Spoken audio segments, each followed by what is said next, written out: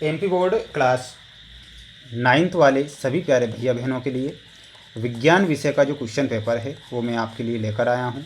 सभी साथीगण विद्यार्थीगण इस विज्ञान विषय के क्वेश्चन पेपर को पूरा ध्यान से देखेंगे, क्योंकि ये जो सेट पेपर अब बता रहा हूँ ये 4थे नंबर का सेट पेपर चैनल पर डाल रहा हूँ। तो प्यारे विद्यार्थियों, अगर आपने इन 4 सेट पेपर को पढ़ लिया तो मैं आपसे वादा करता हूँ कि आपकी त्रैमासिक परीक्षा में एक भी क्वेश्चन बाहर नहीं जाएगा। इसलिए आप इस पूरे पेपर को ध्यान से देखेंगे और अच्छे से याद करेंगे। ठीक, बिना समय गंवाए शुरुआत करेंगे हमारे प्रश्नों से जो आपको त्रैमासिक में दिए जाएंगे। क्वेश्चन आप देखिएगा प्यारे बच्चों, आपकी स्क्रीन के सामने क्वेश्चन है। सबसे पहले तो आपको सही विकल्प वाले क्वेश्चन दिए जाएंगे। ठीक है, पहला क्वेश्चन होगा आपका कि निम्न में से कौन सा ऊर्ध्वपातज पदार्थ नहीं है। प्यारे विद्यार्थियों, ऊर्ध्वपातज पदार्थ कौन सा नहीं है? प्यारे विद्यार्थियों, नमक जो कि ऊर्ध्वपातज पदार्थ नहीं है, इसका आंसर क्या हो जाएगा? नमक हो जाएगा। कोलाइडी कणों का आकार होता है, प्यारे बच्चों ये क्वेश्चन बनेगा आपकी परीक्षा में। तो कोलाइडी कणों का आकार होता है 10⁻⁻10 से 10⁻⁻8 मीटर।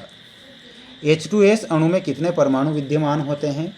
तो H2S अणु में ध्यान रखिएगा सभी प्यारे भैया बहन, इसमें 3 परमाणु विद्यमान होते हैं। तो आंसर क्या हो जाएगा? आपका 3 परमाणु हो जाएगा, क्योंकि H2S अणु में 3 परमाणु विद्यमान होते हैं। 3 परमाणु आपको लिखना है। प्यारे विद्यार्थियों, आप वीडियो को लाइक कर चैनल को सब्सक्राइब जरूर करना।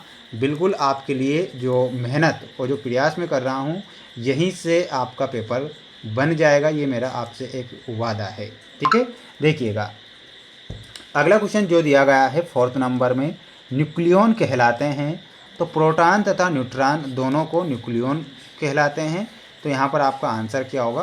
प्रोटॉन तथा न्यूट्रॉन न्यूक्लियॉन कहलाते हैं। प्रोटॉन तथा न्यूट्रॉन न्यूक्लियॉन कहलाते हैं। कोशिका का रसोई घर किसे कहते हैं? तो कोशिका का जो रसोई घर है किसे कहा जाता है? तो इसमें आपका जो सही आंसर क्या होगा?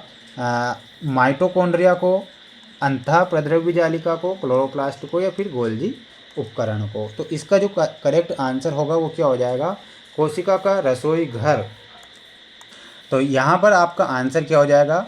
क्लोरोप्लास्ट, यानी कि हरित लवक जो होता है वो कोशिका का रसोई घर होता है। कोशिका का रसोई घर क्लोरोप्लास्ट होता है। हाथ की त्वचा कैसी होती है? तो हाथ की जो त्वचा होती है वो एपिथीलियमी ऊतक होती है। तो इसका करेक्ट आंसर क्या हो जाएगा? एपिथीलियमी ऊतक। ये कैसी होती है? हाथ की त्वचा होती है। तो इसमें आपको ध्यान रखना है एपिथीलियमी ऊतक। ठीक है, तो ये आपके विकल्प वाले क्वेश्चन यहाँ संपूर्ण होते हैं। अब देखिएगा माय डियर फ्रेंड्स, ये रिक्त स्थान आएंगे एग्जाम में। ऋणात्मक त्वरण को क्या कहते हैं? तो ऋणात्मक त्वरण को मंदन कहा जाता है। क्या बोला जाता है? ऋणात्मक त्वरण को मंदन कहते हैं। संतुलित बलों का परिणामी बल होता है तो कैसा होता है? वो शून्य होता है। ठीक है, तो इसका आंसर क्या होगा? शून्य होता है। 1 किलोग्राम भार न्यूटन के बराबर होता है। तो 1 किलोग्राम भार 9.8 न्यूटन के बराबर। शक्ति का ऐसा ही मात्रक क्या होता है?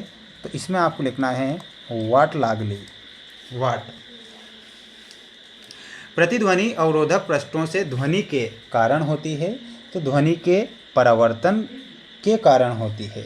ध्वनि के परावर्तन, है ना? तो यहाँ पर आंसर हो जाएगा आपका परावर्तन। ठीक है, नीली क्रांति का संबंध किससे है? तो माय डियर फ्रेंड्स, नीली क्रांति का संबंध होता है मछली से। किससे होता है? नीली क्रांति का संबंध मछली से होता है। तो मछली आपको लिखना है। एक बार सभी बच्चों को वीडियो को लाइक करना है। प्यारे बच्चों, चैनल पर नए हैं तो सब्सक्राइब आपको करना ही है, क्योंकि आप जानते हैं कि आपके लिए जो मेहनत जो मैं कर रहा हूँ पूरे यूट्यूब पर, ये मेहनत आपके लिए कोई नहीं करेगा।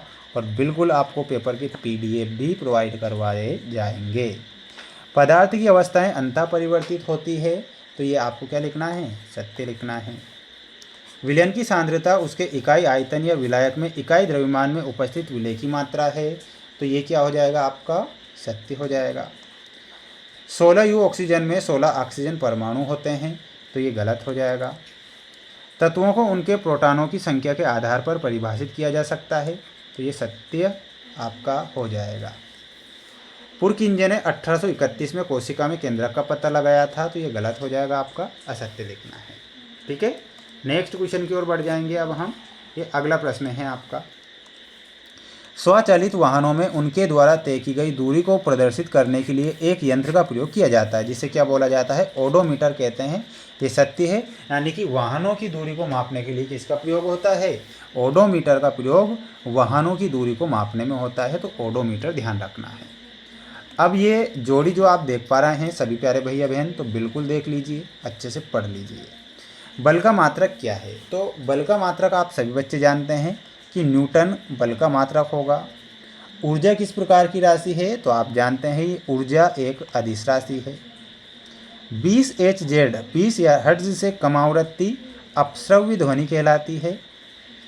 नीम की पत्ती व हल्दी जैव कीटनाशक। द्रव्यमान का एसआई मात्रक किलोग्राम होता है। फॉर्म में शेविंग क्रीम से मिलाना है। तो ये आपकी जोड़ी भी कंप्लीट हो चुकी है। माय डियर फ्रेंड्स, जो बच्चे हमारे साथ आज ही जुड़े हैं तो उनसे मैं ये कहना चाहूँगा कि प्यारे बच्चों, आप है ना बिल्कुल अच्छे से मेहनत कर लीजिएगा और जो वीडियो मैं बना रहा हूँ ना उन पर थोड़ा फोकस कर लीजिएगा, क्योंकि बिल्कुल आपका पेपर बन जाएगा, है ना।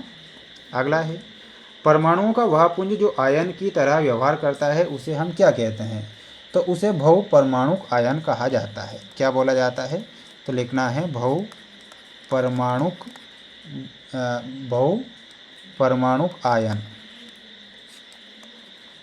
बहु परमाणुक आयन। किसी प्रोटॉन पर कितना आवेश होता है, तो किसी प्रोटॉन पर प्यारे बच्चों ध्यान रखना है +1.6 × 10⁻19 कूलाम के बराबर। किस वैज्ञानिक ने कोशिका में केंद्रक का पता लगाया था, तो कोशिका में केंद्रक का पता लगाया था रॉबर्ट ब्राउन ने। किसने लगाया था, तो लिखना है रॉबर्ट ब्राउन। रॉबर्ट ब्राउन ने कोशिका में केंद्रक का पता लगाया था। दाब का मात्रक क्या होता है, तो दाब का मात्रक होता है पास्कल। क्या होता है, दाब का मात्रक पास्कल होता है। दाब का मात्रक पास्कल। किसी एकांक क्षेत्रफल से 1 सेकंड में गुजरने वाली ध्वनि ऊर्जा को क्या कहते हैं, तो उसे हम ध्वनि की तीव्रता कहेंगे। क्या कहेंगे, तो यहाँ पर आंसर क्या हो जाएगा आपका, ध्वनि की तीव्रता। कुक्कुट आहार में किन विटामिनों की मात्रा अधिक रखी जाती है, तो विटामिन ए व के की मात्रा अधिक रखी जाती है। तो ध्यान रखना है ए व के। तो प्यारे बच्चों, ये तो हो गए आपके 30 नंबर के ऑब्जेक्टिव टाइप क्वेश्चन। अब जो 6 से 23 तक के क्वेश्चन बच रहे हैं तो उनके लिए मैं अलग से वीडियो बना दूंगा। तब तक आप इन 4 सेट पेपर को जरूर पढ़ लीजिएगा। और प्यारे बच्चों, प्यारे साथियों, मैंने 4 सेट पेपर चैनल पर डाले हैं और मैं आपसे वादा करता हूं कि प्यारे विद्यार्थियों 4 सेट पेपर से प्रश्न पत्र बनेगा और जिससे कि आपको एग्ज़ाम में फ़ायदा होगा। मिलते हैं नेक्स्ट वीडियो में, बने रहे हमारे साथ।